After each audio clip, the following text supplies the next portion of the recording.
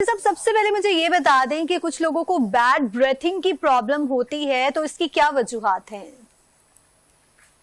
Madam, ये एक बहुत बड़ा कॉमन इशू है जिसको आज आप लोग हाईलाइट कर रहे हैं। ये पब्लिक हेल्थ वाइज अगर देखा जाए तो ये एक बहुत बड़ा इशू है, लेकिन ये हम लोग इसको फोरगो कर देते हैं। हम लोग इसको नहीं फोकस करते कि इसकी क्या रीजन है। इसकी मल्टीपल रीजंस है। एक तो जिसको अगर हम जस्ट इतना देखें कि ये हमारी पर्सनल हाइजीन है, नहीं, ऐसा बिल्कुल नहीं है पर्सनल हाइजीन। इसके साथ देयर आर मल्टीपल फैक्टर्स जो हमारे हम देखें तो क्लिनिकल भी हैं, सोशल है, पब्लिक हेल्थ वाइज है, इस तरह काफी जो इश्यूज। तो वो अगर हम क्लिनिकल देखें, इसके अंदर हम अगर देख लें हमारी ओरल हाइजीन है, जिसके अंदर हम लोग देख लें कि हमारी टूथब्रश हम लोगों ने किया है नहीं किया, हमारा जो ओरल कैविटी है क्या उसकी हमारी हाइजीन बेहतर है। फिर अगर देखा जाए जो बेसिक्स अगर हम देखें, हमारी ओरल कैविटी है, हमारी स्टमक है, हमारा लिवर है, हमारी गम्स के इश्यूज हैं, इन चीजों को देखा जाए तो फिर हम समझ पाते हैं कि इसके पीछे बैक एंड पे रीजन क्या है। जी अच्छा, गम की बात की है तो गम डिजीजेज और टूथ डिके जो है वो भी बैड ब्रेथिंग की, जैसा आप कह रहे हैं कि वजूहात उनकी वजह से भी हो सकते हैं, तो फिर उसमें क्या किया जाए, उसका हल क्या है? एग्जैक्टली जिसका अभी आपने बताया कि टूथ एक्ट है। टूथ एक्ट तो एक साइन है जो डॉक्टर देखता है और सिम्टम होता है फॉर पेशेंट्स।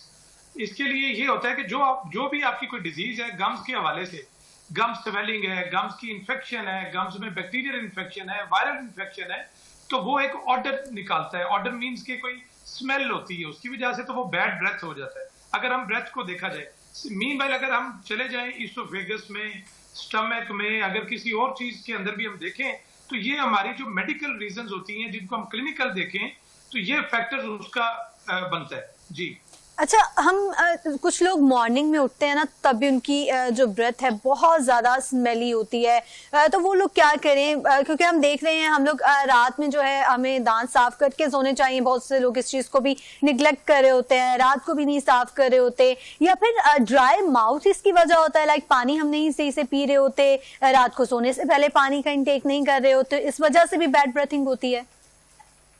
जी बिल्कुल, आपने ठीक कहा है, ये एक बहुत बड़ा फैक्टर है। इसीलिए हम लोग कहते हैं कि 8 आवर्ली हम लोगों को ब्रश करना चाहिए। इवन नाइट के ऊपर भी जब हम लोग हम बेड पर जाएं तो हम लोगों को ब्रश करके फिर जाना चाहिए। अच्छा, बेस्ट जो है माउथ वॉशेस कौन से हैं जिसमें हम लोग यूज कर रहे हैं तो हमारी जो ब्रेथ है वो बड़ी अच्छी रहे और जो स्मेली है वो ना रहे, और जो है उसका वो खत्म हो जाए?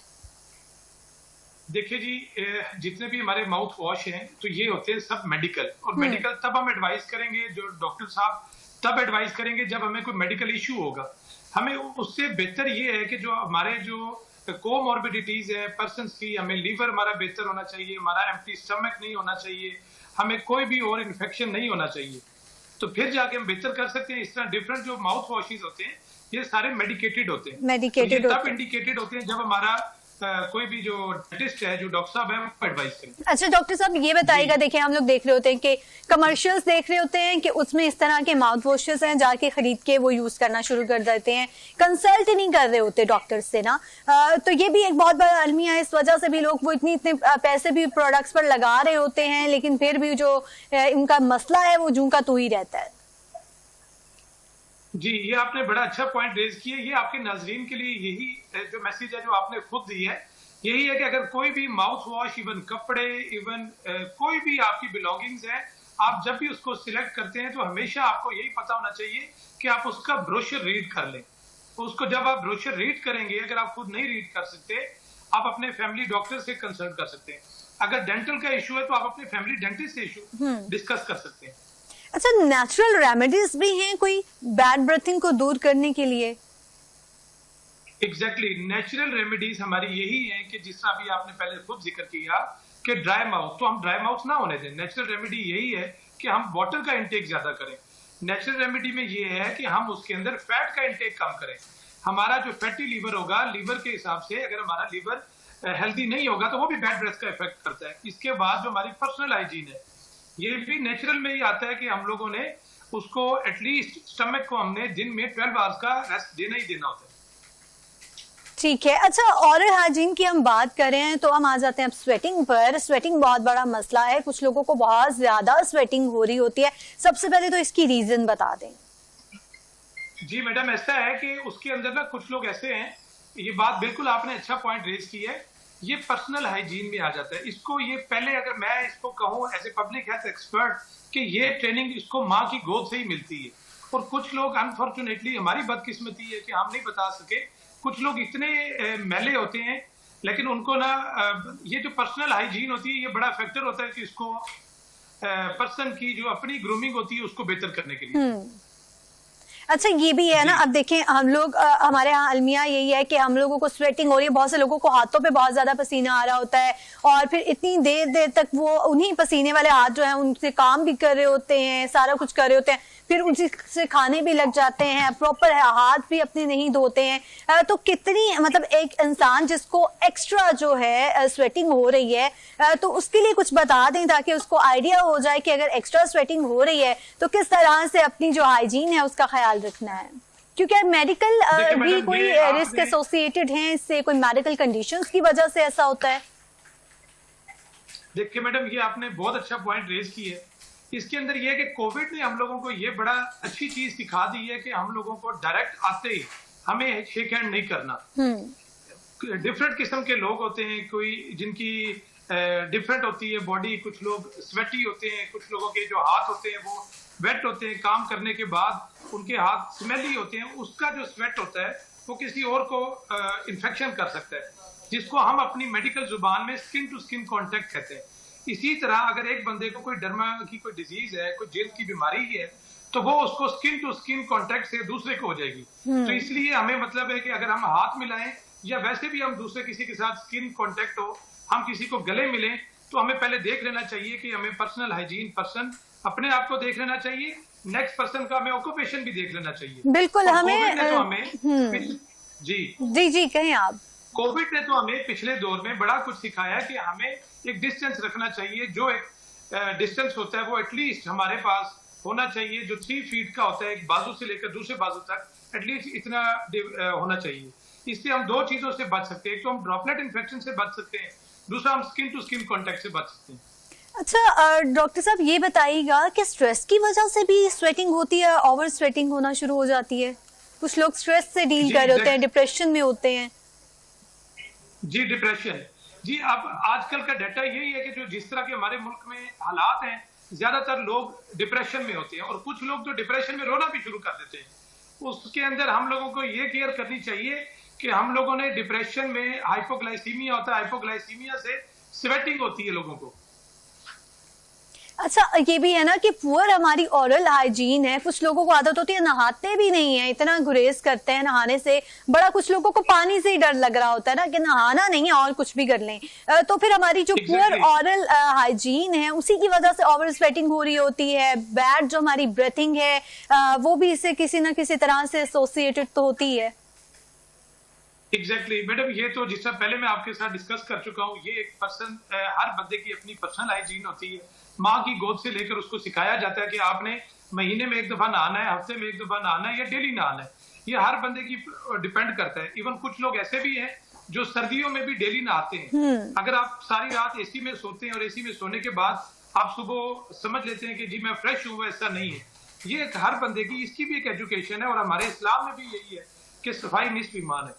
बिल्कुल, और इस्लाम ने सफाई पर बहुत ज्यादा जोर दिया है और जैसे डॉक्टर साहब आपने कहा कि सफाई जो है वो निस्फ ईमान है और हमें अपने साथ साथ दूसरों का भी ख्याल रखना है कि हमारी वजह से किसी और इंसान की जो हेल्थ है उसको कोई ना कोई खतरा ना हो। अच्छा, हम देखते हैं कि एक पेन है, इसको बहुत से बच्चों की भी आदत होती है कि वो पेन खाना मतलब यूज किया है उसको फिर जो है स्कूल्स में हाथ धोए बगैर उसी से हम लंच कर लेते हैं। और सबसे ज्यादा डिजीजेस जो हैं, बैक्टीरिया जो है हमारे पेन्स में हो रहा होता है, हमारी जो पेंसिल्स हैं उसमें, क्योंकि स्वेटिंग भी आ रही है, साथ साथ आपने पकड़ा भी हुआ है, आप काम भी कर रहे हैं। तो ये भी बहुत बड़ा मसला है कि बच्चों को भी इस हवाले से बहुत ज्यादा जो है ट्रेनिंग की जरूरत है, अवेयरनेस की जरूरत है। पेरेंट्स को चाहिए, टीचर्स को भी चाहिए कि वो अवेयरनेस दें। वैसे तो वालिदैन और उस्ताज़ा जो है भरपूर कोशिश कर रहे होते हैं, लेकिन कहीं ना कहीं जो बच्चे हैं वो फिर ऑब्वियसली थोड़ा सा उनका अपना बचपना भी होता है, फिर वो इन चीजों को इतना ज्यादा सीरियस भी नहीं ले रहे होते हैं।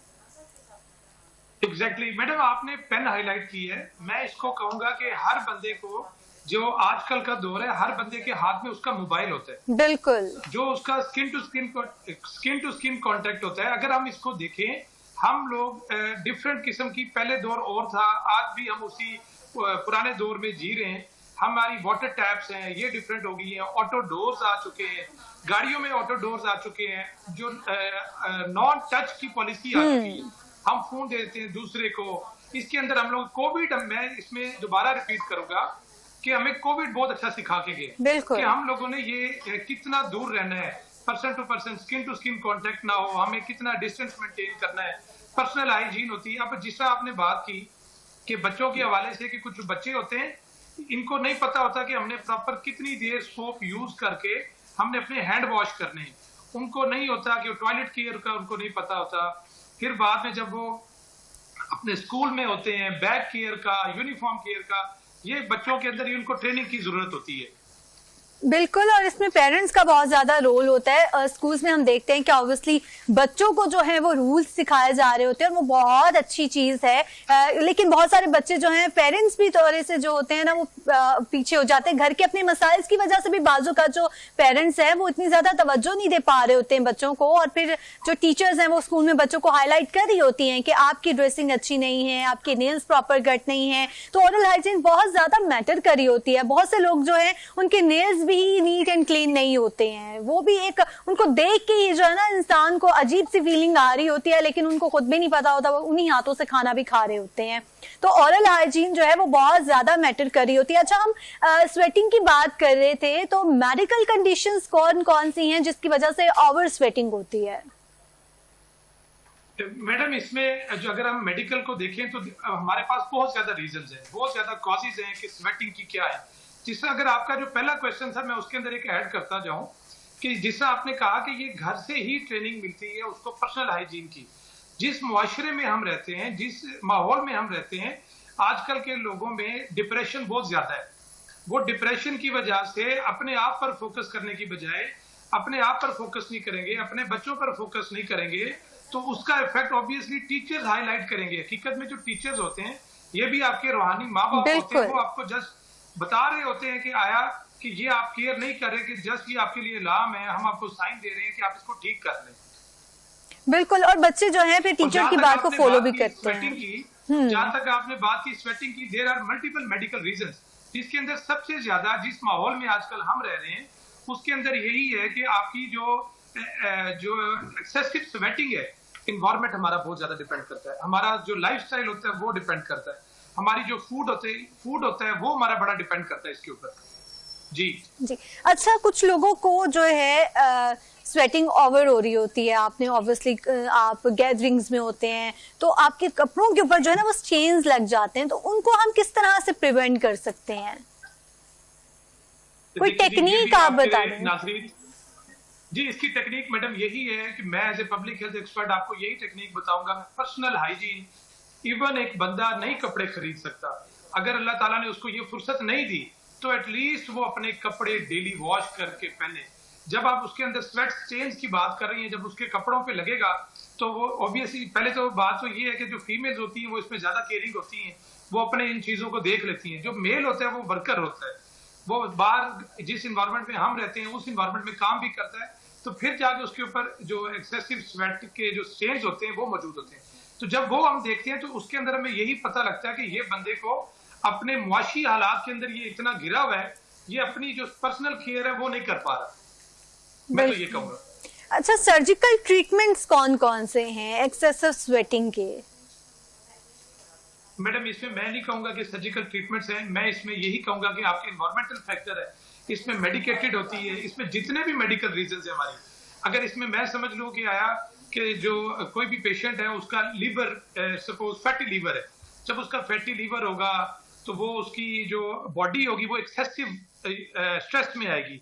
इवन कोई पेशेंट है वो एस्थमा का है, दमे का मरीज है, तो उसका जो रेस्पिरेटरी एफर्ट्स है वो ज्यादा होंगी, तो उसकी बॉडी टायर्ड होगी, जब बॉडी टायर्ड होगी तो उसको स्वेटिंग होगी। कोई भी ऐसा फैक्टर जिसमें हमारे पास बॉडी हमारी टायर्ड होती है, स्ट्रेस में आती है, जिससे आप पहले जिक्र कर चुके हैं स्ट्रेस के हवाले से, किसी भी तरह का जो एक्सटर्नल स्ट्रेस है, जो फिजिकल स्ट्रेस है, वो इसके ऊपर कॉज करता है।